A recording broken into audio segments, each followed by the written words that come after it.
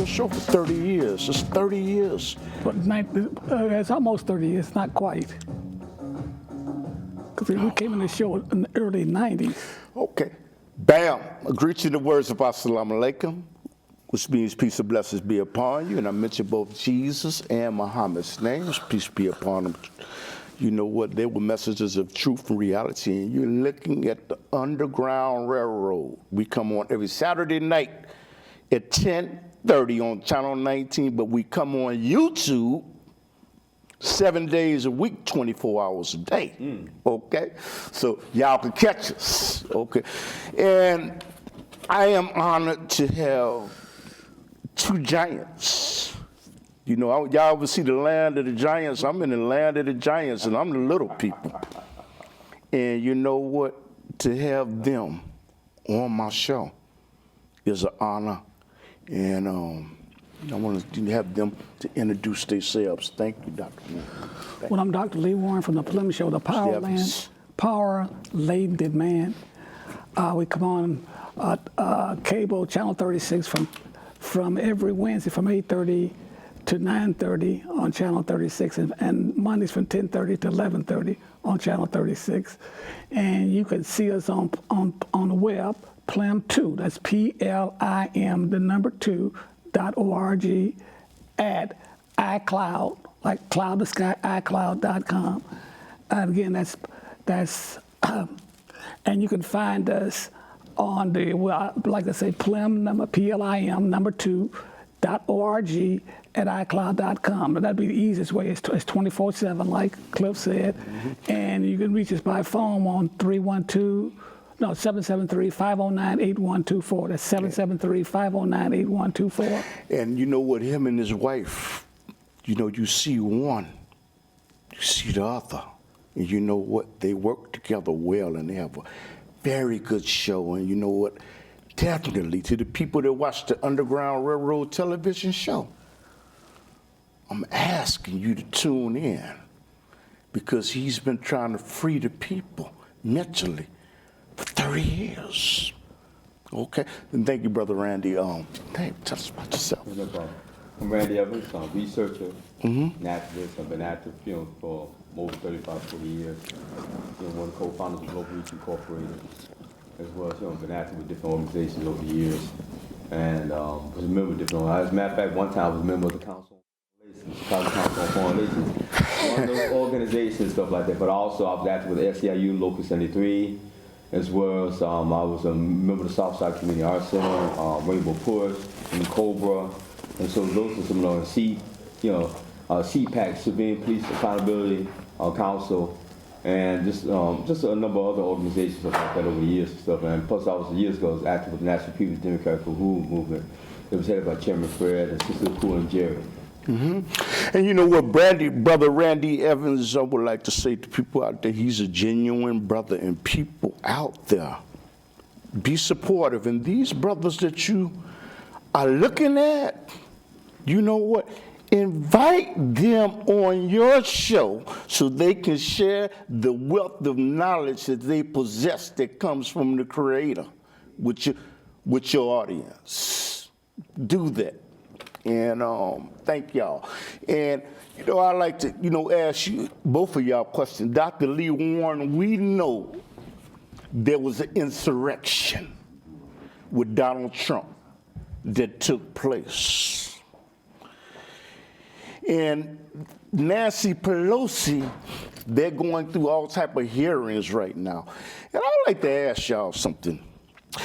If that insurrection and not the transfer of power after the presidential election would have took place, and if it would have been blacks or people of color that would have stormed the Congress, if it had been blacks, would it have been the same reaction by the police? By the gods? Well, first of all, I don't think black would have enough to do what those people did. Storm the Congress and literally go in. First of all, I'll say this. I don't think that was a resurrection. If you look at the definition of resurrection, first of all, it wasn't an armed resurrection. And you see how they opened the doors to the Congress and let them in? So that had to be something that was planned And how else did they get in to do what they were supposed to do if it had not been somebody in the government working counter or had, should I say, took over this movement? I don't think it was part of Trump. I think what he did, it went he planned it to do one way, and it went what? Another, with other forces that was involved to do what? To totally undermine whatever he was doing. Well, See, you got to understand, listen, this government is very deceitful. Damn. And when you start talking about foreign policy, the things that happened in Vietnam, most of these foreign wars, they were really, let me say this. Now, we spent $20 trillion over in Afghanistan with that damn OFI and everything. We spent $20 trillion. They wouldn't know why they don't have no health benefits here. They don't understand. I said, you selling your butt. You spent $20 trillion. Our economy, the GNP is for 29. We spent almost, what, 3/4 of our economy in a freaking war that we left. They embarrassed. And we don't have enough money to do nothing in this country because we dead broke. Because, like he said, the Pentagon and the, what did Eisenhower tell you? That you dealing with somebody that had total control of the government and did things for their own benefit. the military. Oh, Brother Ray. In the military, that's what you're doing. So what you asked, was that an insurrection? No. I think it was all planned. They planned it one way and it went another. Wow. And two, the CIA and these people have done this stuff for years to circumvent and deceive and overthrow government. So it's nothing to have a demonstration like that. I would never tell anybody to go down and say, we're going to take over the house, because you don't know how it's going to be circumvented. They could have planted bombs in there and did things, and then all of a sudden, who took the blame? Got you. What is It's just like Oswald. Who was Oswald? Okay. Who's the guy that supposedly killed JFK? Yeah. All this stuff was all fabricated. These people, what can you tell these people? You can't tell them jack. So getting back to what you were saying, Okay.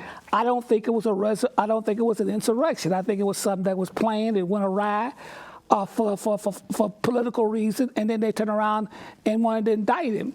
So my point is, the whole thing was a farce. Okay. What is your? I have a different point of view about that. I respectfully disagree with you on some parts of what you're saying and stuff. I know that the CIA and others have been involved in various coups, political coups, et cetera, or coup d'etats and stuff. But this situation is a little different. I mean, if you read the works of, like I said, Bob Woodward, I mentioned earlier, like his latest book, Peril, this guy, Donald Trump, is absolutely out of his mind.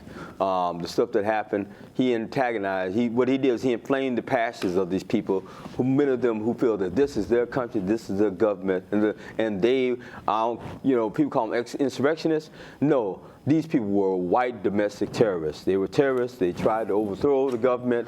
They created a constitutional crisis.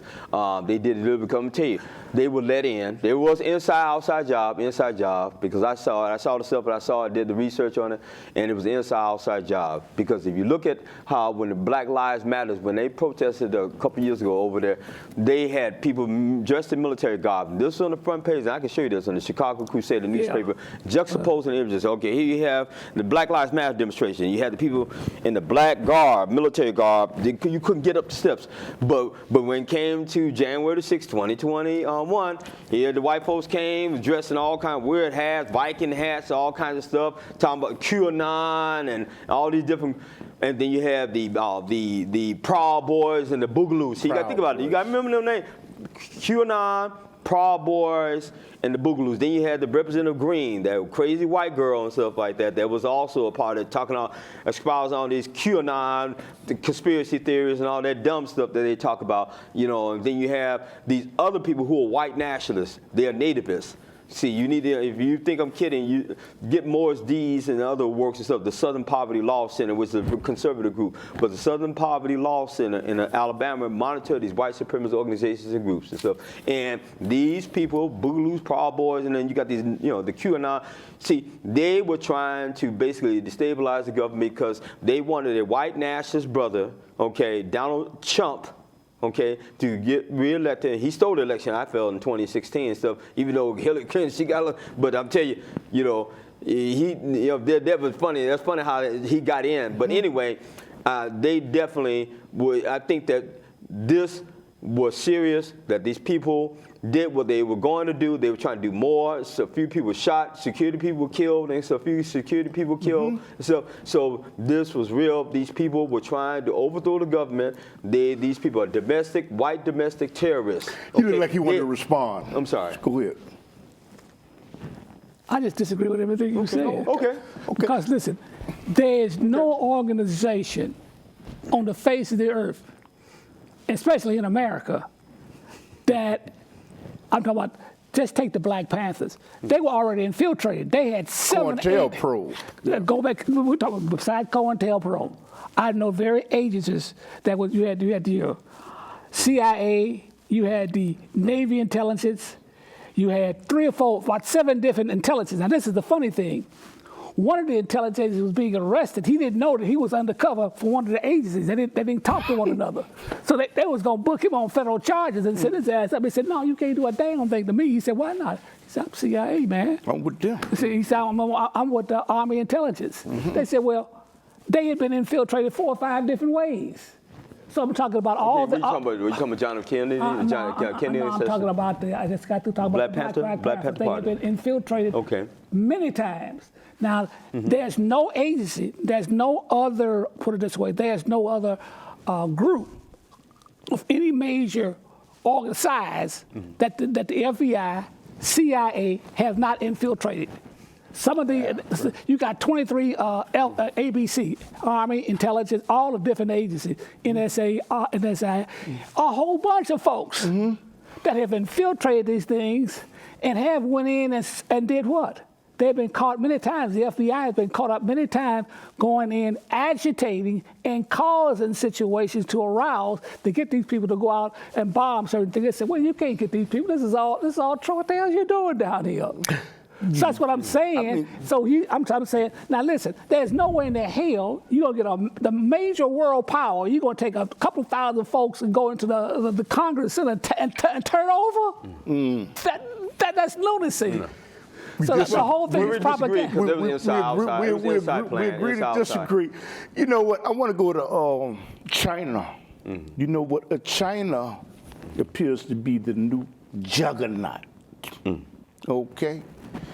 And what I would like to ask you is, both of y'all, how can the United States compete with China when they produce products at a lesser price than the American worker? You got something on your mouth. How can they compete with somebody that's economically, their system is different, and a union worker wants $15 or $20 an hour? How can we compete? Well, first thing, you say they're a juggernaut. You have to have some historical context behind China. All that technology that China got didn't come from them. Where do you think it came from? Google. You name all the tech. Apple. What do you think Apple? I got an iPhone. What do you think it's made? My Apple is made from slave labor. Okay. Over in China. Okay. Where did the technology come? It came from all these companies, and they went over to China, and they agreed with Deng Xiaoping, the first one that said, listen, China cannot become a major power on pure communism. What they had to do, they had to adapt to agree. The only way that they could get off their feet is allow Americans could come in and give them that technology that they needed. Well, where did Hitler get the power from? Where did Hitler get all this technology? I know Prescott Bush gave that was part Adolf of Hitler some money doing... he was a banker there. That was part of the finances there. But petroleum, Exxon, you could name all the big companies went in. Ford Motor Company went in and helped build the juggernaut that Hitler during the World War II. And wait a minute, let me finish. Anthony Sutton, that's a book called Anthony Sutton and Hitler, and he showed forth proof about the finance companies that decided to finance Hitler. The same thing that they had done with China. They said China was saying, we need a capitalist system. We need cheap labor. Why do you think they got us here from Africa? Cheap labor. So they went to China, and China played the card on them. But I'm asking y'all is, How can the United Well, they States can't compete. with China They if their can't. workers make far less? The only way I can see we compete is use the prison industrial complex. That won't But go give ahead. That won't give But if you can expand on it. You don't have enough. You know, you with 20 million people, you got 1 billion people in China, over 1 billion people, and in their industry, you couldn't compete at the salary, even with the prisons here. Okay. Because you can't make all the products that China make across the board. Yeah, we can't compete. So you cannot compete with that. Okay, would you expand on that, Brother Randy? Well, I agree with some parts of Dr. Of the doc's analysis. I agree with part of it, but the problem I have is concerning is when you quote like Anthony Sutton, who's like to the right. I mean, I remember he wrote Trial Hours Over Washington as well as other works and stuff. And some of the stuff is okay, but you have to be very careful when you're with those type of sources of like right-wing conservative sources. Him and Larry Abraham. And Gary Allen, if you put those aside. No, I'm just saying, but I'm talking about you look at those. I'm just saying you look at them. I'm talking about it's the same. They come from the same type of. If you look at the background and stuff like that, you see that they basically very similar in some ways in terms of their ideology and stuff. So, but I think that some of the stuff that you said, I agree with a number of points you raised. But I think that Cynthia McKinney in her new book. It came out, like a few years ago, When China Sneezes. And she's the editor of this book, Cynthia McKinney, a former congresswoman from Decatur, Georgia, right, as well as activist and scholar. In the book, she has different scholars talk about it. And this thing about China, they're blowing up this thing about China deliberately. As a matter of fact, you can go to blackandgenderreport.com. There's several articles talking about that, how they're trying to make China into this big threat and stuff, because what's going on is that they see, U.S. see them as a threat to, in terms of economic thing, in terms of when it comes to trade. And trade and also producing and manufacturing goods and services and stuff. So that is part of the reason why they're looking at China as a threat. The nation has. Wait a minute. But hold on for a second. I'm just saying, wait a minute. You just got to go telling you that without the economics, a country is not worth a damn. No, I'm not talking about that. That's not what I'm saying. No, I'm talking about that is a part of the reason why the U.S. and others are talking about China and trying to make it appear that they fear. It's this huge juggernaut. But if you look at closely what's going on is that the U.S. see the China as a threat to their economic interests, financial interests. Correct. I agree with that.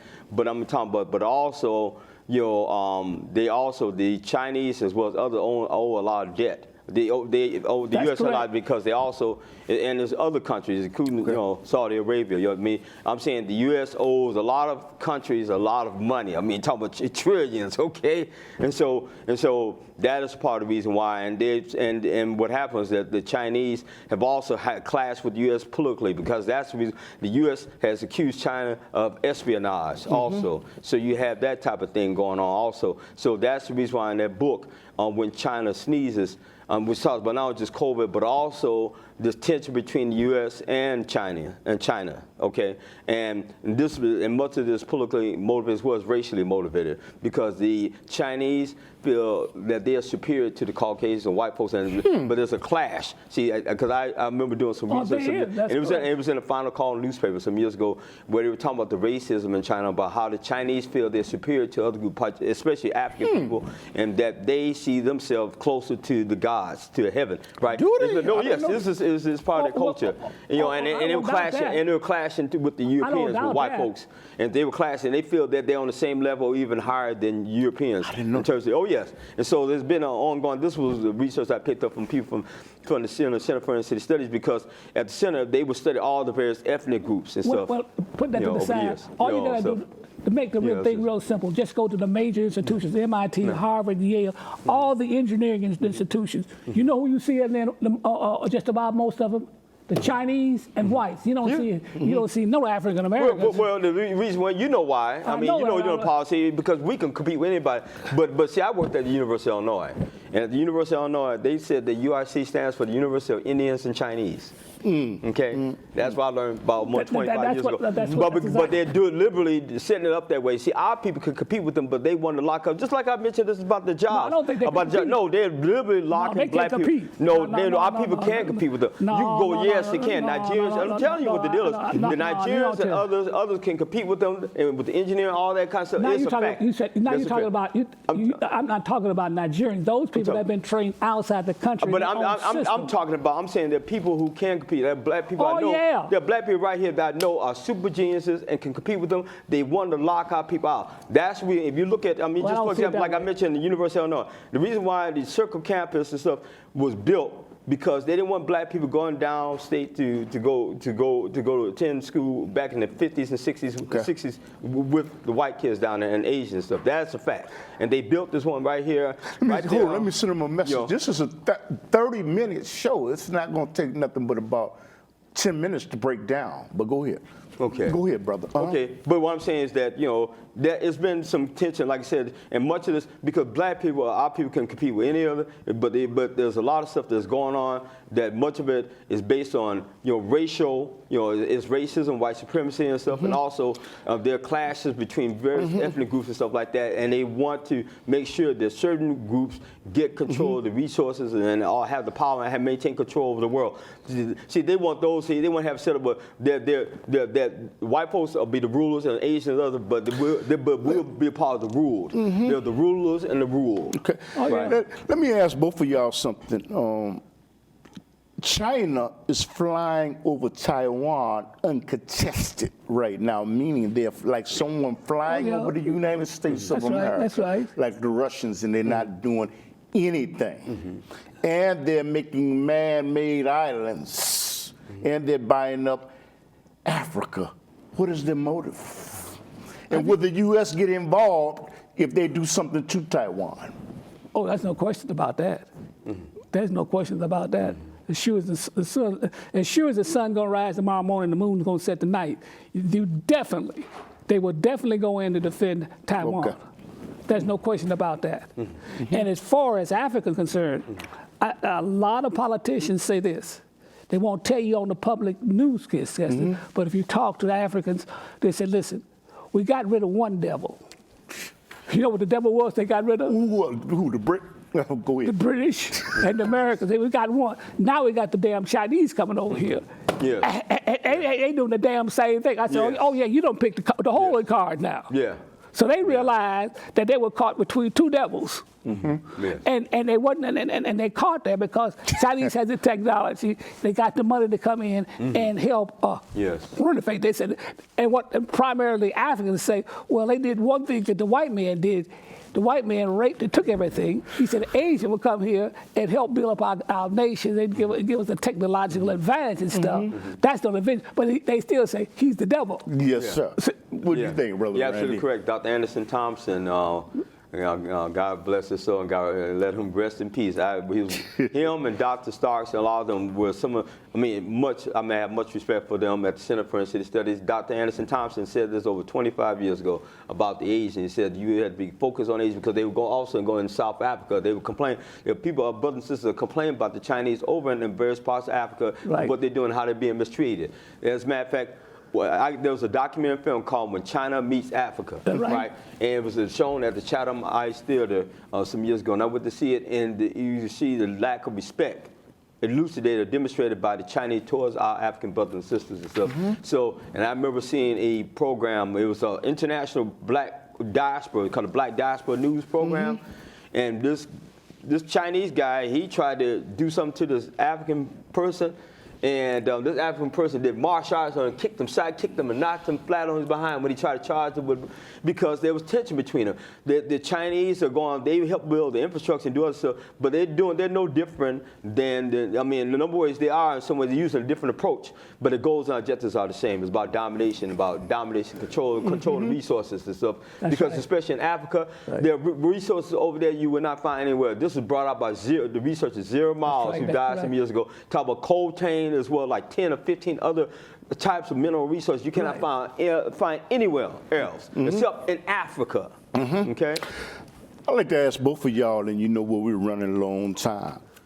Right now, 5 minutes, okay. The Russians right now are the USSR. I can't say the USSR. The Russians are on the border of Ukraine right now. And US President Biden said if there's an invasion, there will be severe economical consequences. Is that justified? We're running low on time. I'll tell you quickly, I think they play with fire. They should leave. See, George Washington said one thing: we should leave these countries alone and stay out of their foreign affairs. Just stay out of the wars and stuff. We've got ourselves entangled in this mess, and it takes a lot of resources. And we have too much to deal with internal affairs here without going abroad. So then it causes a whole lot of problems, and could lead tantamount to a third world war or something to that effect. But what I'm saying, no, we shouldn't get involved in Ukraine. They've always, for almost 1,000 years, they were always a vassal of Russia. So that is their area of geopolitics. Okay. Just don't get involved in it. What do you think this year? Okay, we're running a long time. I think that I'm not going to keep it long. I'm not going to be real quick. One, the CIA is already there. As a matter of fact, That's Robert right. Perry, who died a few years ago, Robert Perry was an investigative reporter. He did all this stuff about Iran Conjugate and so the Conjugate affair. Robert Perry and his sons and others, whoever, put out a website called consortiumnews.com. Consortium News talked about the CIA and Ukraine. Talked about how the CIA was in Ukraine. They were also working with the white supremacists, the Nazis. These were Nazis and some white supremacists that were over there in Ukraine doing a lot of diabolical stuff over there. So the CIA has already been involved and stuff. This was brought out by Robert Perry years ago, the investigative reporter who died a couple years ago. And you know what, we got a couple minutes because we got to break down. I want to, we'll give y'all a minute, you a minute. I guess I can get the last minute, but go ahead. Well, I want to again thank Clifton for allowing me to come on the show. And the Plim show, is, as I said, is on every Wednesday from 8:30 to 9:30, and also on Channel 36, and it's reshown 10:30 to 11:30 on Channel 36. You can contact us at our website at Plim, that's PLIM .2, number 2, let's see, PLIM number 2, at iCloud.com. So that's Plim, Plim, number 2 at org, plim2.org at iCloud.com. You can contact us there. Okay, and thank you, brother. And you, Finney? Okay, I'll be real quick. Thank you, Brother Cliff, for extending brother. the invitation to me, as well as Dr. Allen. I appreciate much of the work that you have done over the years and stuff, and I just want to thank the audience and others who are listening, as well as watching and stuff. I appreciate your support as well as supporting Brother Clifton Bradley, who has been a tremendous host and stuff like that. So I just hope y'all support them and keep watching and stuff and stay informed. Okay. I want to say assalamu alaikum and how did the Masjid Al Farouk on 87th, 89th and Stony Island, and Masjid Al Fatir on 47th in Woodlawn, in Manyun and MCC Masjid. And we are aware that the enemy are monitoring the mosques, but you know what? CIA, FBI, but we don't do nothing against the law anyway. So no matter what you do with the COINTELPRO, That's right. it don't make no difference anyway. Okay? Assalamu alaikum. All right, peace. Peace. Y'all agree?